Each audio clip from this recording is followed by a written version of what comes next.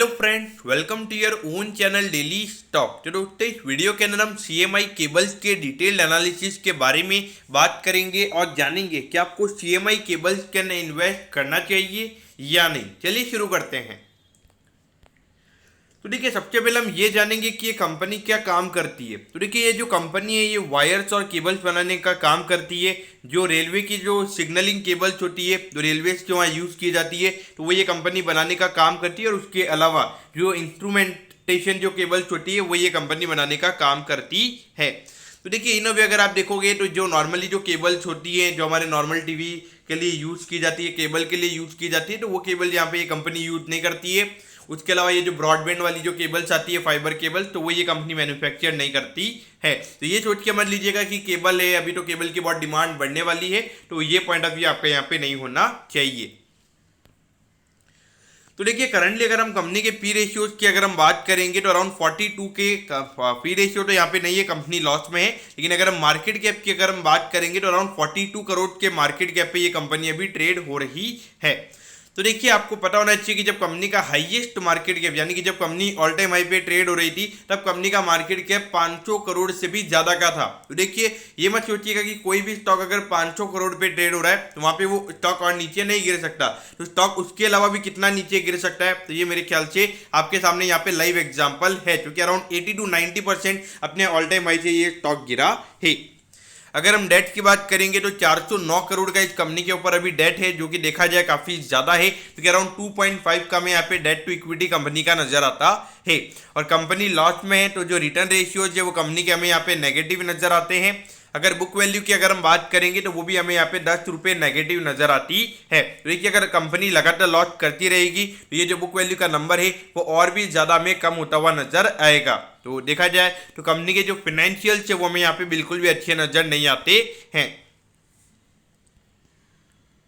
अब अगर हम पिछले 4 फाइनेंशियल ईयर के ट्रेंड के बारे में अगर हम बात करेंगे तो देखिए, पिछले 4 क्वार्टर से, सॉरी पिछले 4 फाइनेंशियल ईयर से लगातार जो कंपनी के रेवेन्यू के नंबर से वो हमें गिरते हुए नजर आ रहे हैं। और पिछले साल अगर हम देखेंगे अराउंड 70 करोड़ के ही कंपनी के रेवेन्यू के नंबर थे, लेकिन जो लॉस का नंबर था वो यहाँ पे 142 करोड़ पे आया है। तो देखिए, जितना कंपनी का मार्केट कैप नहीं है उससे ज्यादा ही कंपनी अभी लॉस कर रही है। तो देखा जाए तो फाइनेंशियल पॉइंट ऑफ व्यू से बिल्कुल भी अच्छे फाइनेंशियल हमें कंपनी के यहाँ पे नजर नहीं आते हैं।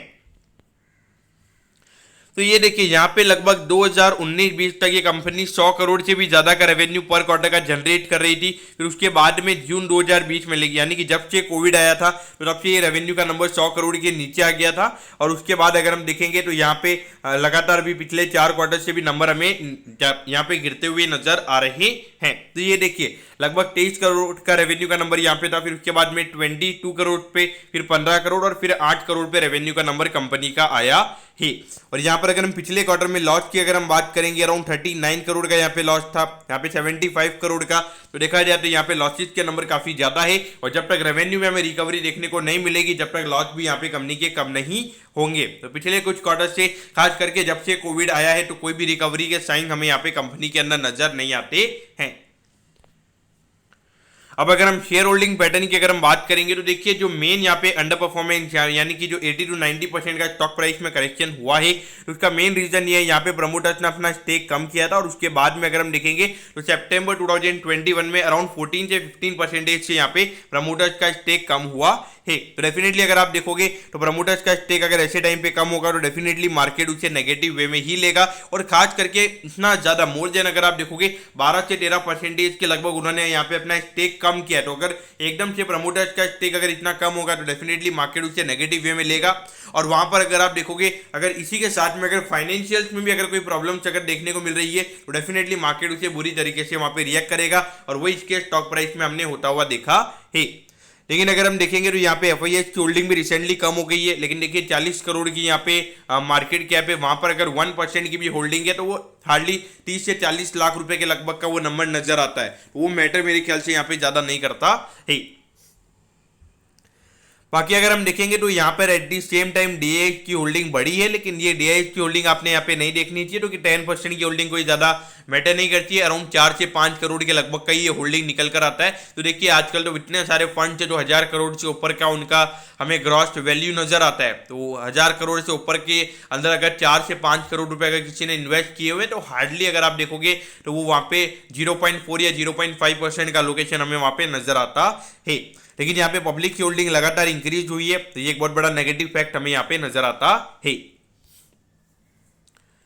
अब अगर हम कैश फ्लोज की बात करेंगे तो पिछले 2 साल से ऑपरेटिंग कैश फ्लोज के नंबर यहाँ पे काफी बुरे हमें नजर आ रहे हैं। और अगर हम देखेंगे तो देखिए यहाँ पे पिछले 2 साल से इन्वेस्टिंग एक्टिविटी का जो आउटफ्लो है वो हमें इनफ्लो में कन्वर्ट होता हुआ नजर आ रहा है। तो देखिए यानी कि यहाँ पे जो कंपनी है वो अपने एसेट को सेल करके अपने नॉर्मल जो बिजनेस है उसको यहाँ पे ऑपरेट कर रही है, लेकिन मेरे ख्याल से यहाँ पे एक बहुत बड़े कैश इनफ्लो के प्रॉब्लम के अंदर यहाँ पे कंपनी अभी गुजर रही है।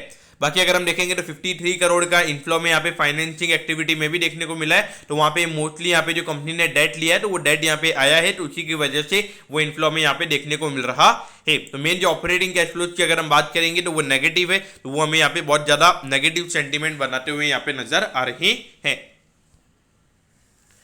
तो ये देखिए अराउंड अगर हम देखेंगे अराउंड 87% ये स्टॉक नीचे आ चुका है। और अगर हम इसके लोस से अगर हम बात करेंगे तो वहां से अराउंड 20 से 25% ये स्टॉक अभी ऊपर ट्रेड हो रहा है। तो ऐसे में आपने यहाँ पे क्या करना चाहिए, तो देखिए मेरे ख्याल से यहाँ पे 42 करोड़ का यहाँ पे कंपनी का मार्केट कैप है। तो ऐसा नहीं है कि ये कंपनी यहाँ से 10-15 करोड़ के मार्केट कैप पे नहीं जा सकती है। लेकिन देखिए मुझे ऐसा लगता है कि यहाँ पे डेफिनेटली एक ज्यादा लोकेशन यानी कि 1 या 2% यानी 4-5% का लोकेशन अपने पोर्टफोलियो में लेना वो मेरे ख्याल से यहाँ पे गलत रहेगा। लेकिन अगर आपने अगर वो क्या कहते हैं कि जितना पैसा आप नॉर्मली अगर आप होटल में जाते हो, अगर होटल में जाके आप मिनिमम 5-6 हज़ार रुपये का आपकी पूरी फैमिली का खा के अगर हो जाता है तो वहाँ पे डेफिनेटली 5-6 हज़ार रुपये अगर आप वहाँ पे खर्च कर रहे हो तो आप ये नहीं सोचते कि आपके होटल में 5 हज़ार रुपये लग गए, आपने वहाँ पे इंजॉय किया। तो उसी पॉइंट ऑफ व्यू से मेरे ख्याल से यहाँ पे अगर आप उतना ही पैसा डाल दिए जितना अगर आप लूज भी कर लेते तो भी आपको कोई प्रॉब्लम नहीं होंगे। क्योंकि फंडामेंटल पॉइंट ऑफ व्यू से कुछ फंडामेंटल जितने अच्छे हमें यहाँ पे नजर नहीं आते हैं।